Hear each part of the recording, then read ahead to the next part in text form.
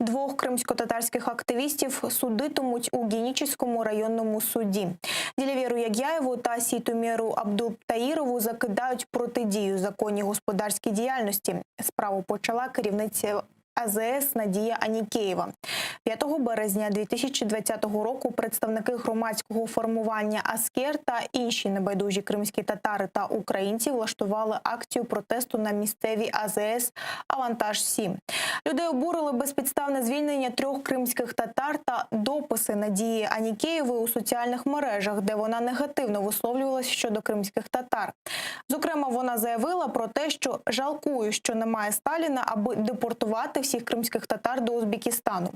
Протестувальники заблокували роботу АЗС та вимагали звільнення жінки. На місце подій приїхала поліція та склала протоколи проти кримських татар. При цьому дії та дописи Анікеєвої не розслідуються. 22 грудня о 9-й у Генічеському райсуді має відбутися засідання.